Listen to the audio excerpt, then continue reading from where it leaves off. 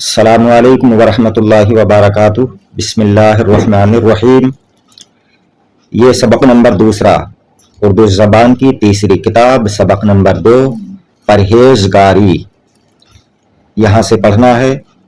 جب انسان کی صحت میں خلل پڑتا ہے تو وہ تمام لذتوں، خوشیوں اور مفید نعمتوں سے محروم ہو جاتا ہے۔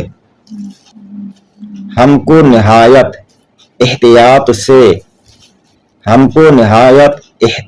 کے ساتھ اپنی تندرستی کی حفاظت کرنی چاہیے، کیونکہ یہ حفاظت اس مصیبت سے آسان ہے جو بیماری کے دور کرنے میں بھگتنی پڑتی ہے۔ تندرستی کی حفاظت اس طرح ہو سکتی ہے کہ ہم ان باتوں اور ان چیزوں سے بچتے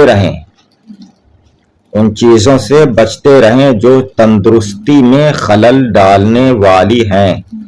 بری آب و ہوا، ناموافق غذا جو نقصان دینے والی ہو، فائدہ دینے والی نہ ہو، ناموافق جو موافق نہ ہو وہ غذا، بے موقع محنت اور بے اندازہ کھانے پینے سے ہم کو ہمیشہ پرہیز کرنا چاہیے۔ جس طرح ظاہر کی بد پرہیزی سے انسان کے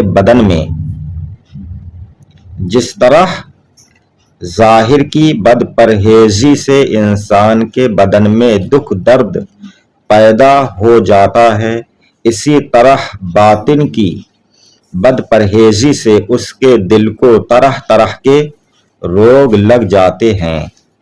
بے شک اس لیے اپنے عقائد، اپنے خیالات بھی انسان کو درست رکھنے چاہیے تاکہ دل بیمار نہ ہو۔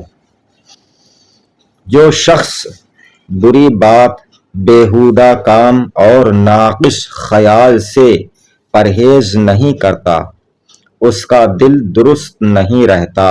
درست لفظ درست ہے، اس کا دل درست نہیں رہتا، نہ اس کو نیکی میں مزہ آتا ہے، نہ اس کو نیک کام سے خوشی حاصل ہوتی ہے، بلکہ بدی، شرارت اور گناہ گاری سے اس کو رغبت ہو جاتی ہے، لگاؤ ہو جاتا ہے۔